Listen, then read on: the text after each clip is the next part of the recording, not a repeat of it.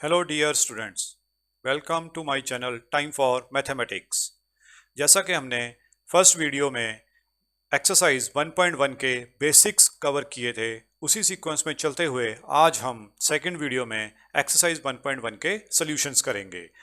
तो जिन बच्चों ने वो फर्स्ट वीडियो नहीं देखा है, मेरी उनसे रिक्वेस्ट है कि वो वीडियो जाके ज़रूर देखें, क्योंकि उसमें हमने डिटेल में सारे बेसिक कॉन्सेप्ट्स जो कि हमारे एक्सरसाइज 1.1 में यूज़ होंगे उनको डिस्कस किया था।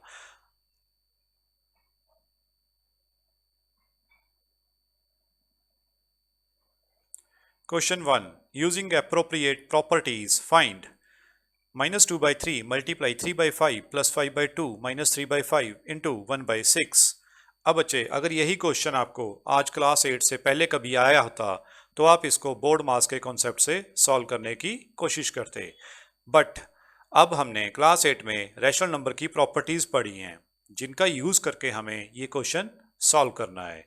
सो अब हम बोर्ड मास को मिनिमल यूज पे रखेंगे और प्रॉपर्टीज का यूज करके इसको सॉल्व करने की कोशिश करेंगे। तो ऐसे क्वेश्चंस में हमें सबसे पहले डिनोमिनेटर्स को स्टडी करना है। तो बच्चों, यहाँ पे हम देख सकते हैं कि फर्स्ट दो टर्म्स और लास्ट दो टर्म्स, इनमें कुछ डिनोमिनेटर्स में कुछ मिलता जुलता है, और इवन के जो पूरी टर्म है 3/5 3/5 और ये नेगेटिव का साइन दोनों में आ रहा है। तो हम क्या करेंगे, बाय कॉम्यूटेटिविटी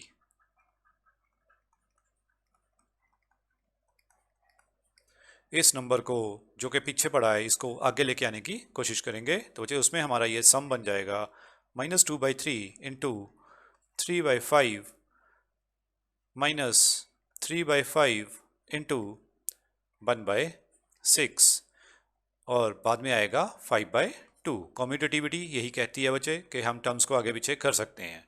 चलिए, अब यहाँ पे हमें देखने को मिल रहा है कि ये 3/5 और ये नेगेटिव का साइन कॉमन है, तो हम क्या करेंगे अब, बाय डिस्ट्रीब्यूटिविटी यहाँ पे हम ये नेगेटिव का साइन और 3/5 बाहर कॉमन ले लेते हैं दोनों में से। तो हमारे पास बचेगा फर्स्ट टर्म में से सिर्फ 2/3 और वो भी पॉजिटिव वाला, क्योंकि नेगेटिव बाहर जा चुका है। ऐसे सेकंड केस में हमारे पास नेगेटिव बाहर जा चुका है, तो यहाँ बन जाएगा पॉजिटिव और अंदर बचेगा 1/6 प्लस एंड में 5/2। यहाँ पे अगले स्टेप में 3/5 एज इट इज़, और अब देखेंगे जो अंदर वाली टर्म्स हैं इनके डिनोमिनेटर्स। बच्चे, इनका डिनोमिनेटर आ रहा है 3 एंड 6। अगर आप इनका एलसीएम लो तो हमारा एलसीएम बनता है 6। तो डेट मीन्स हमें इस 3 को अब 6 बनाना पड़ेगा, क्योंकि यहाँ पे ऑलरेडी 6 हमारे पास है। तो 3 को 6 बनाने के लिए हमें इसे 2 से मल्टीप्लाई करना पड़ेगा। ऐसे ही अगर डिनोमिनेटर को 2 से मल्टीप्लाई किया है तो न्यूमरेटर को भी 2 से ही मल्टीप्लाई करना पड़ेगा। सो आफ्टर मल्टीप्लिकेशन 2/2 इज 4 और डिनोमिनेटर बन जाएगा 6 प्लस 1/6 प्लस एंड में 5/2। तो नेक्स्ट स्टेप में हमारे पास आएगा -3/5। अब ब्रैकेट के अंदर डिनोमिनेटर सेम आ गया है, दैट इज 6, तो हम इनको डायरेक्ट ऐड कर सकते हैं।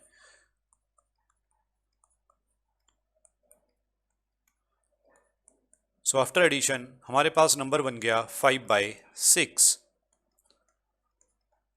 अब यहाँ पे हम इसको सिंप्लीफाई कर सकते हैं 5 को 5 से कैंसिल करके, we will get only 1 from these. ऐसे ही 3 को सिंप्लीफाई करेंगे 6 के साथ, तो 3 1 ज़ा 3, 3 2 ज़ा 6। तो बच्चे, हमारे पास जो नंबर बचे ऊपर से न्यूमरेटर से हमारे पास बचेगा 1, बिकॉज यहाँ पे भी 1 है, यहाँ पे भी 1 है, न्यूमरेटर मल्टीप्लाई बाय न्यूमरेटर, और माइनस साइन आपका साथ में चलेगा। और नीचे आएगा 1 इंटू 2 इज 2 प्लस 5/2। अब दोनों के डिनोमिनेटर में 2 आ रहा है, तो हमें कुछ एलसीएम वगैरह लेने की कोई ज़रूरत नहीं है, हम डायरेक्ट 2 लेंगे और ऊपर के न्यूमरेटर्स को डायरेक्टली ऐसे ही लिख देंगे। तो 5 - 1 इज़ 4। अगेन इस पर सिंप्लीफिकेशन लगेगी, ये फ्रैक्शन और सिंपल हो जाएगा और हमारे पास एंड में रिजल्ट आएगा 2।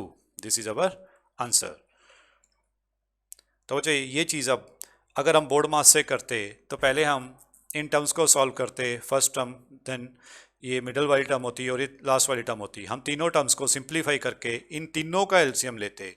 ये लेंथी मेथड होता वो, अगर उससे करने में हमारा बहुत ज़्यादा टाइम खराब होता, तो बेटर है हमेशा कम्यूटेटिविटी और डिस्ट्रीब्यूटिविटी या एसोसिएटिविटी इन प्रॉपर्टीज़ का यूज़ करके हम ये क्वेश्चंस बड़े इजीली कर सकते हैं। नेक्स्ट आता है क्वेश्चन नंबर 1 का सेकंड पार्ट।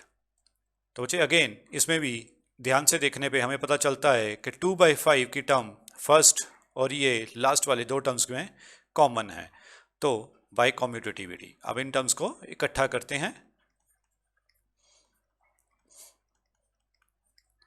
तो हमारे पास ये बन जाएगा 2/5 मल्टीप्लाई -3/7 प्लस 1/14 इंटू 2/5 -1/6 इंटू 3/2। तो अब अगेन 2/5 दोनों टर्म्स में आ रहा है, तो हम फिर से डिस्ट्रीब्यूटिव प्रॉपर्टी का इस्तेमाल करेंगे। तो बच्चे आपको एग्जाम्स में इस तरह से लिख के ही करना है, तभी आपको फुल मार्क्स मिलेंगे।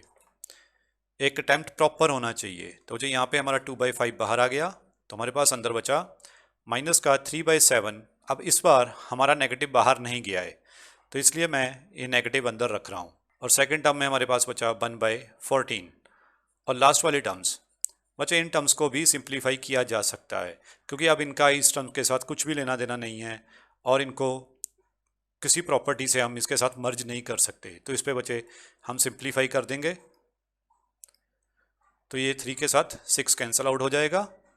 चलिए नेक्स्ट स्टेप पे चलते हैं। नेक्स्ट स्टेप में अब हमें 7 और 14 का एलसीएम लेना है, जिसका एलसीएम आता है बच्चे 14। सो इसका मीनिंग हुआ कि हमें 7 को भी 14 बनाना है। सो 7 को 14 बनाने के लिए हमें 2 से मल्टीप्लाई करना पड़ेगा, तो उसी सीक्वेंस में न्यूमरेटर भी 2 से मल्टीप्लाई हो जाएगा। तो हमारे पास ऊपर आता है न्यूमरेटर में 3 2 ज़ा 6 और नीचे आएगा 14 प्लस 1/14। और पीछे बचेगा बच्चे न्यूमरेटर में 1 इंटू 1 इज़ 1 और डिनोमिनेटर में 2 इंटू 2 इज़ 4। तो इसको और सिंप्लीफाई करते हैं टर्म्स को हमारी। यहाँ पे आ जाएगा -6 प्लस 1/14 माइनस 1/4। तो -6 प्लस 1 ये टर्म्स हो जाएंगी सब्ट्रैक्ट, पर जैसे 6 है, 6 बड़ा है और वो नेगेटिव है, तो हमारा आंसर भी नेगेटिव में आएगा। 5/14 माइनस 1/4। तो यहाँ पे हम फर्दर सिंप्लीफिकेशन लगा सकते हैं। 2 के साथ 14 कैंसिल आउट हो जाएगा, 7 पे इससे कटिंग हो जाएगी, ऐसे ही 5 बचे 1 पे दोनों कैंसिल आउट हो जाएंगे। और हमारे पास नेक्स्ट स्टेप में बचेगा 1 इंटू -1 इज -1। डिनोमिनेटर में आएगा 1 इंटू 7 इज 7 और दूसरी टर्म है -1/4। अब 7 और 4 का एलसीएम हमारे पास बनता है 28। तो 7 को 28 बनाने के लिए मुझे 4 से मल्टीप्लाई करना पड़ेगा, तो इसका न्यूमरेटर भी 4 से मल्टीप्लाई हो जाएगा। ऐसे ही 4 को मुझे 7 से मल्टीप्लाई करना पड़ेगा 28 बनाने के लिए, तो इसका न्यूमरेटर भी 7 से मल्टीप्लाई होगा।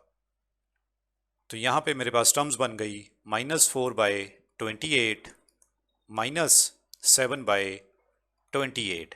तो 28 को हम कॉमन कर लेते हैं और ऊपर मेरे पास आएगा -4 एंड -7, दोनों मिलके बन गए -11/28 and this is the answer to this problem. Next question बच्चे सेकंड कहता है write the additive inverse of each of the following. ये क्वेश्चंस करने का तरीका मैंने आपको पहले बता रखा है कि जो भी नंबर हमारे पास होता है, चाहे नेगेटिव चाहे पॉजिटिव, हम उसका साइन चेंज करके उसका एडिटिव इनवर्स लिख देते हैं। तो बच्चे इसका आंसर बनेगा, देखिए यहाँ पे नंबर है 2/8, तो इसका बच्चे नेगेटिव होगा -2/8 इज द एडिटिव इनवर्स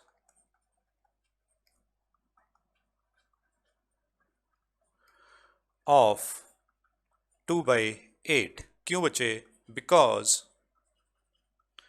जब हम इन दोनों नंबर्स को ऐड करते हैं 2/8 plus minus of 2/8 we get 0। तो बच्चे ये रीज़न जरूर लिख के आना है कि हमारा एडिटिव इनवर्स क्यों बना। नेक्स्ट क्वेश्चन 5/9 नेगेटिव में, तो बच्चे इसका आंसर आएगा पॉजिटिव में। 5/9 is the additive inverse of -5/9 because -5/9 plus 5/9 gives 0. Third question पे आते हैं।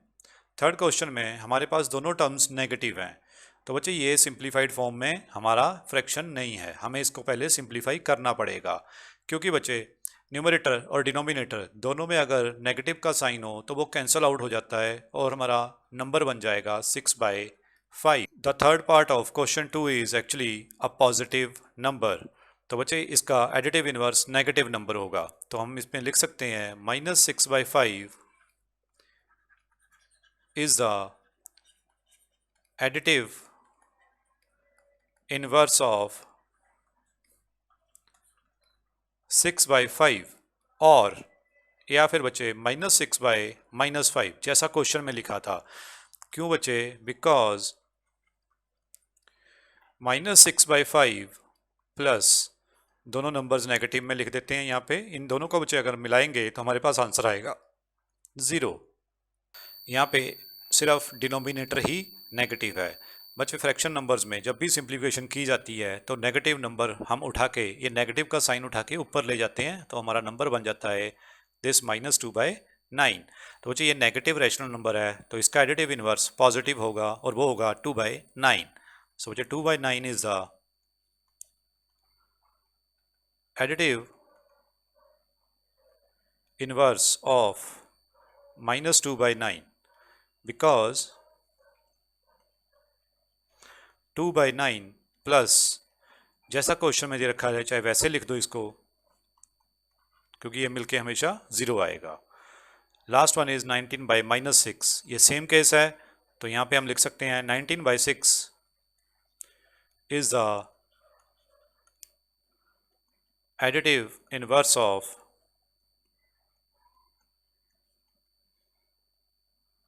19/-6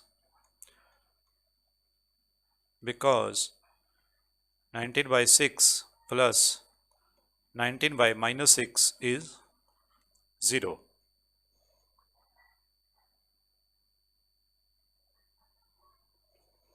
नाउ थर्ड क्वेश्चन, जिसमें बच्चे हमें वेरीफाई करना है that minus of x is equals to x। तो यहाँ पे बच्चे हमें x की वैल्यू दे रखी है, हमें जस्ट ये चीज़ वेरीफाई करनी है कि ये इसके बराबर है कि नहीं है। तो चलिए बच्चे यहाँ पे x की वैल्यू सब्स्टिट्यूट करते हैं, पहले नेगेटिव, देन फिर नेगेटिव, फिर 11/15। ये 11/15 के बराबर आएगा कि नहीं आएगा। बच्चे मैंने यहाँ पे x की वैल्यू सब्स्टिट्यूट कर दी, तो अगर आप लेफ्ट हैंड साइड पे ध्यान से देखो, ये दोनों नेगेटिव एक दूसरे को कैंसिल आउट कर देंगे और हमारे पास बचेगा 11/15 which is again equals to 11/15। So बच्चे left hand side right hand side दोनों बराबर आ रहे हैं, so therefore it is verified that minus of x is equals to x for x equals to 11/15। इसके लिए वैल्यू ट्रू होल्ड करती है। Next question x equals to -13/17। तो चलिए फिर से मैं वही गिवन इक्वेशन लिखता हूँ। अब यहाँ पे x की वैल्यू सब्स्टिट्यूट करेंगे, सबसे पहले बाहर वाला नेगेटिव, फिर ब्रैकेट, फिर ये वाला नेगेटिव। अब x की वैल्यू बच्चे अगर आप ध्यान से देखो तो आपके x की वैल्यू -13/17 है, तो मैं यहाँ पे वो लिख देता हूँ -13/17। सो अगेन ये जो मेरे पास ये दोनों नेगेटिव हैं, ये दोनों एक दूसरे को कैंसिल आउट कर जाएंगे और हमारे पास बचेगा ओनली -13/17, जो कि राइट साइड पे ऑलरेडी हमारे पास -13/17 है। सो बच्चे हम फिर से लिख सकते हैं, it is verified that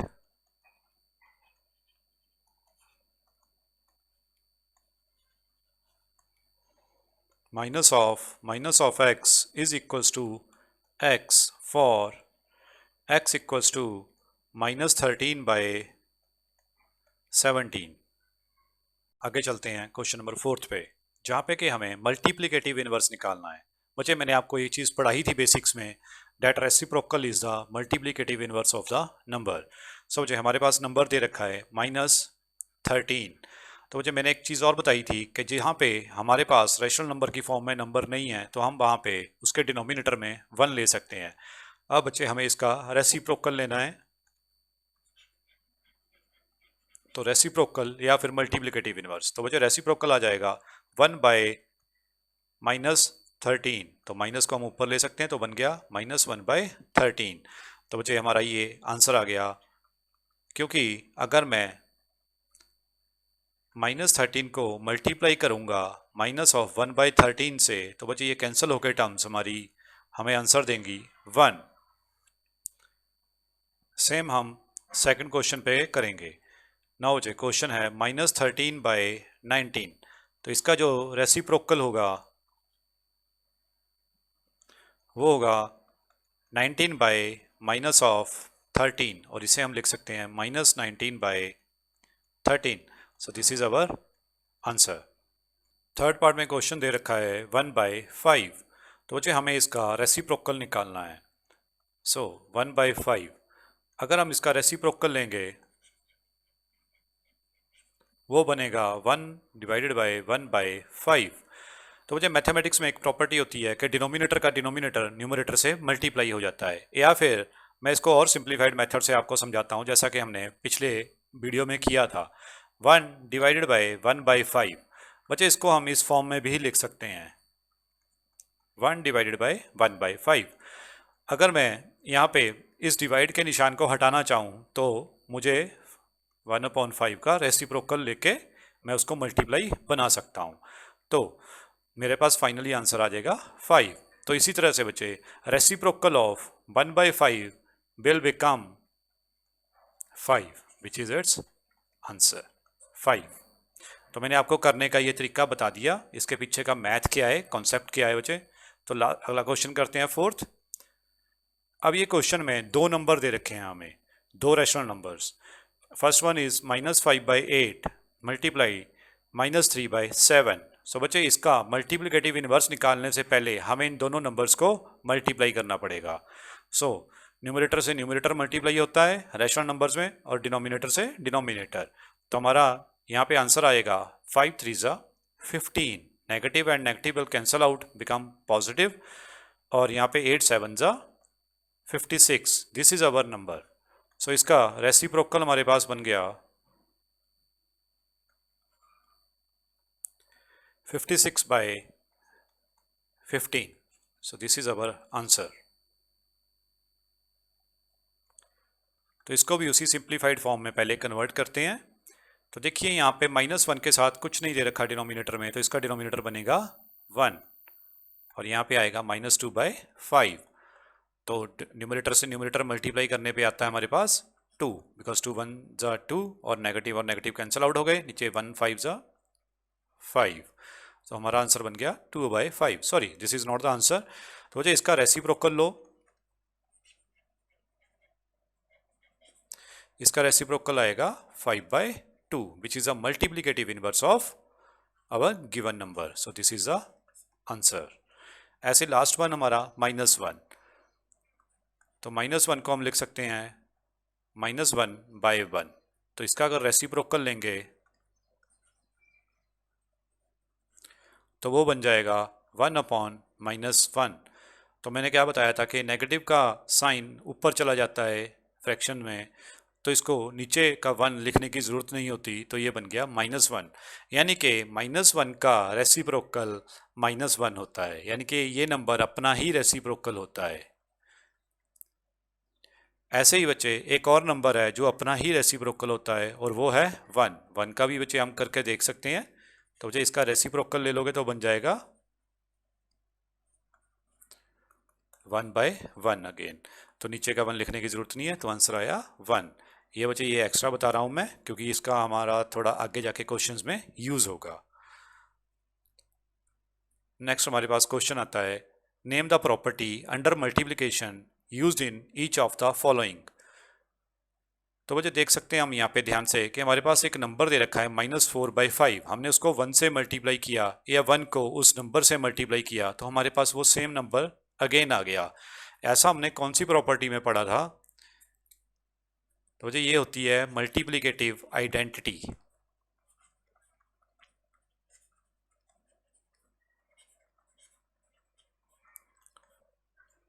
sorry, इस क्वेश्चन में थोड़ा गड़बड़ हो गया था, यहाँ पे इक्वल टू का आएगा। तो बच्चे यहाँ पे देखने से क्या पता चलता है, this number -13/17 multiplied by -2/7 is equals to -2/7 multiplied by -13/17।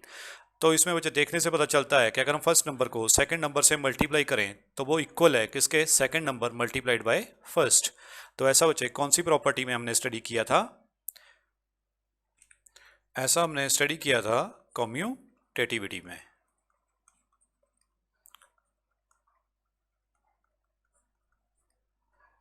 Question, एक नंबर है जिसको हमने किसी और नंबर से मल्टीप्लाई किया तो बच्चे हमारे पास आ गया 1। ऐसा तभी हो सकता है जब हम उस नंबर का मल्टीप्लिकेटिव इनवर्स निकालें। सो this is a property of multiplicative inverse, या जिसको अभी हम बोल के आए हैं रेसिप्रोकल। चलिए नेक्स्ट क्वेश्चन पे चलते हैं। Question number 6। क्वेश्चन नंबर 6 कहता है multiply 6/13 by the reciprocal of -7/16. So first we have to find the reciprocal of -7/16। तो मैंने आपको बताया था ये क्या होता है रेसिप्रोकल, डिनोमिनेटर को ऊपर कर दो, न्यूमरेटर को नीचे कर दो। सो अब साइन तो ऊपर जाएगा, this is a final number. तो हमें इन दोनों को मल्टीप्लाई करके बताना है क्या आंसर आएगा। सो 6/13 मल्टीप्लाइड बाय -16/7। सो 16 6 जा 96, पर यहाँ पे नेगेटिव का साइन भी है तो बच्चों वो भी साथ में आएगा। 13 × 7 is 91। This is the answer. Tell what property allows you to compute 1/3 into bracket start 6 × 4/3 as 1/3 × 6 bracket close into 4/3। Question number 7 के अकॉर्डिंग बच्चे ये बनता है कि product of last two numbers into first number is equals to product of first two numbers into the last number. बच्चे ये सारे numbers आपस में बराबर होगा। तो बच्चे ये कब आता है? ये आता है बच्चे हमारा एसोसिएटिविटी में। चलिए इस प्रॉपर्टी को हमने बेसिक वाली एक्सरसाइज में वीडियो में पूरा डिटेल में किया था बच्चे। क्वेश्चन नंबर 8 हमें पता करना है बच्चे, is 8/9 the multiplicative inverse of -1 1/8 why और वाई नॉट। यानी कि हाँ बच्चे हमें ये करके इलस्ट्रेट करना है, इसका डायरेक्ट हम आंसर नहीं दे सकते। तो चलिए बच्चे सबसे पहले जो हमारे पास ये मिक्स्ड फ्रैक्शन है इसको हम सिंपल फ्रैक्शन में कन्वर्ट करते हैं। तो उसके लिए हम क्या करते हैं, सबसे पहले डिनोमिनेटर को मल्टीप्लाई करते हैं आगे वाले नंबर से, that is 8 × 1, then add it to the numerator and this whole divide by 8। सारे के डिनोमिनेटर में बच्चे 8 आएगा। ठीक है, चलिए 8 × 1 इज 8 प्लस 1/8, तो हमारा नंबर बन गया 9/8। तो हमें पता करना है कि ये इसका गिवन नंबर का हमारे मल्टीप्लिकेटिव इनवर्स है कि नहीं है। चलिए तो बच्चे चेक करने के लिए क्या होता है मल्टीप्लिकेटिव इनवर्स में कि उन दोनों को मल्टीप्लाई करने से 1 आना चाहिए।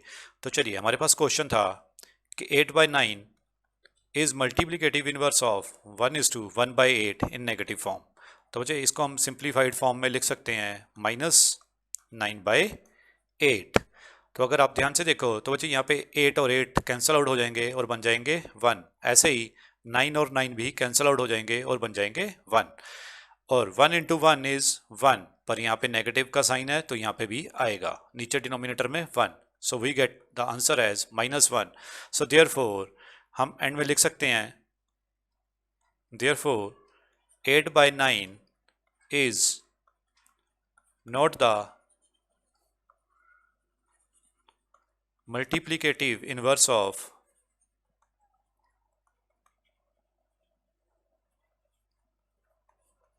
-1:1/8, क्योंकि बच्चे इन दोनों को मल्टीप्लाई करने से हमारे पास 1 नहीं आ रहा है। क्वेश्चन 9th भी सेम है, बट इसमें थोड़े नंबर्स डिफरेंट हैं। तो उसमें सबसे पहले इन नंबर्स को हमें फ्रैक्शंस में कन्वर्ट करना है। चलिए, तो बच्चे सबसे पहले 0.3, ये डेसिमल नंबर्स आपने 6th क्लास से पढ़ना स्टार्ट कर दिया था। तो बच्चे डेसिमल को अगर फ्रैक्शनल नंबर में कन्वर्ट करना हो तो हम क्या करते हैं, डेसिमल के बाद जितने भी नंबर्स हैं उतनी जीरोस नीचे 1 के साथ लगा दो, तो ये बन गया हमारा फ्रैक्शनल नंबर। ऐसे ही 3:1/3 को भी फ्रैक्शन में कन्वर्ट करते हैं, तो ये बन जाएगा बच्चे 3 × 3 + 1/3। सो 3 × 3 इज 9/3, तो ये बन गया 10/3। सो अब हमें इन दोनों नंबर्स को मल्टीप्लाई करके चेक करना है कि ये 0.3 उसका मल्टीप्लिकेटिव इनवर्स है कि नहीं। तो इनको अब फ्रैक्शन फॉर्म में कन्वर्ट करके लिखते हैं। तो यहाँ पे देखने से पता चलता है कि हमारी ये 3 और 3 कैंसिल आउट हो जाएंगे, ये 10 भी कैंसिल आउट हो जाएगा। So we are left with 1 only. So यहाँ पे हम आंसर लिखेंगे यस 0.3 इज अ multiplicative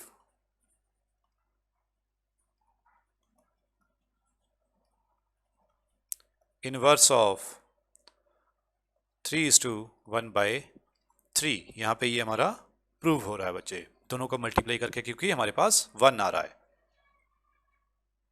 चलिए, question number 10th। The rational number that has no reciprocal, ऐसा रैशनल नंबर जिसका रेसिप्रोकल पॉसिबल ही नहीं है। तो बच्चे ऐसा एक ही नंबर है पूरी हमारे नंबर सिस्टम में, डेट इज 0। बिकॉज देखिए बच्चे, मैं अगर अकेला नंबर 0 लिखता हूँ तो इसका डिनोमिनेटर बनेगा 1। क्योंकि मैंने आपको बोला था जिसके नीचे नहीं लिखा होता है हम उसको 1 ले सकते हैं। तो बच्चे अगर मैं इसका रेसिप्रोकल लूंगा तो रेसिप्रोकल लेने से मेरे पास एक प्रॉब्लम आ जाएगी कि मेरा डिनोमिनेटर में 0 आ गया, विच इज़ नॉट डिफाइंड। मुझे ऐसा कोई नंबर मैथमेटिक्स में डिफाइंड नहीं है, तो therefore this is not possible कि हम 0 का रेसिप्रोकल ले सकें। सेकंड पार्ट कहता है the rational numbers that are equal to their reciprocals. बच्चे ये अभी मैं डिटेल में आपको पीछे बता के आया हूँ, 1 and -1 are the only numbers that are equal to their reciprocals. Third part, that is the rational numbers that is equal to its negative. ऐसा कौन सा रैशनल नंबर है जो अपने नेगेटिव के बराबर आता है? भाई इसका आंसर अगेन 0 है, क्योंकि बच्चे 0 एक ऐसा नंबर है which is neither negative nor positive. इसको दोनों में से किसी में भी काउंट नहीं किया जाता, नाइदर नेगेटिव नॉर पॉजिटिव। इसके सिवाय हमारे नंबर सिस्टम में जितने भी नंबर्स हैं, अगर हम उसका नेगेटिव ले लेंगे तो बच्चे वो नंबर आपस में कभी इक्वल नहीं रह सकते। एग्जांपल के तौर पे जैसे बच्चे 1 can not be equal to -1, -4 can not be equal to 4। मुझे ये पॉसिबल ही नहीं है, ये सिर्फ 0 के केस में ही पॉसिबल है। So now our last question of exercise 1.1, 0 has dash reciprocal. ये तो अभी करके आए बच्चे, 0 has no reciprocal. The numbers dash and dash are their own reciprocals. भैया इसका आंसर भी अभी हम करके आए हैं, that is 1 and -1. Now the reciprocal of -5, अब -5 दे रखा है, इसके डिनोमिनेटर में कुछ नहीं है तो हम उसको 1 ले लेंगे और इसका रेसिप्रोकल बन जाएगा 1 ऊपर आ जाएगा बच्चे और 5 नीचे चला जाएगा। सो इसका आंसर बन गया -1/5। The reciprocal of 1/x where x is not equal to 0। तो ऐसा क्वेश्चन भी हमने किया था, वहाँ पे हमारे पास एक नंबर दे रखा था, बट यहाँ पे हमारे पास एक जनरल वैल्यू दे रखी है x। तो बच्चे अब इसका रेसिप्रोकल लोगे तो ये नंबर को हम लिख सकते हैं 1 डिवाइडेड बाय 1/x। तो इसको बच्चे सिंप्लीफाई करोगे तो ये x ऊपर चला जाएगा और नीचे बचेगा 1। This is x/1 which is x only. तो यहाँ पे हमारे पास आंसर आया x। Now the product of to rational numbers is always a, कोई भी दो रैशनल नंबर लेके उनको मल्टीप्लाई करके देखते हैं एग्जांपल के तौर पे, जैसे 2/3 मल्टीप्लाई 1/5। सो बच्चे हमारे पास मल्टीप्लाई करके एंड में आंसर आएगा 2 into 1 is 2, 3 into 5 is 15। So this is again a rational number, यानी कि the product of to rational numbers is always a rational number. ये हम क्लोजर प्रॉपर्टी में भी अच्छी तरह से स्टडी कर चुके हैं इस चीज़ को। Now the last question of this exercise, the reciprocal of a positive rational number is. As an example हम एक रैशनल नंबर लेते हैं 2/3, तो अगर मैं इसका रेसिप्रोकल लूँगा तो वो मेरे पास बन जाएगा 3/2। Now 2/3 is positive and a rational number, और जो हमारे पास 3/2 आया है वो भी एक पॉजिटिव नंबर है और साथ के साथ रैशनल नंबर है। तो that means the reciprocal of positive rational number is positive rational number only. बच्चे ये एग्जांपल है एक जिससे मैंने ये चीज़ इलस्ट्रेट की है आपको। यहाँ पे बच्चे हमारी एक्सरसाइज 1.1 ख़त्म होती है। इन द एंड अगर आपको मेरा वीडियो अच्छा लगा हो बच्चे, तो आप प्लीज़ मेरे वीडियो को लाइक ज़रूर कीजिए, और अगर आपको लगता है कि इस वीडियो में कोई इम्प्रूवमेंट की जा सकती है या कुछ नया ऐड किया जा सकता है तो उसको कमेंट सेक्शन में जाके ज़रूर बताएं, और मेरे चैनल को सब्सक्राइब ज़रूर करें, जिससे कि मेरे को आपके साथ कनेक्ट होने में हेल्प होगी और मेरे को मोटिवेशन मिलेगी ताकि मैं ये काम को कंटिन्यू रख सकूं। Thank you very much.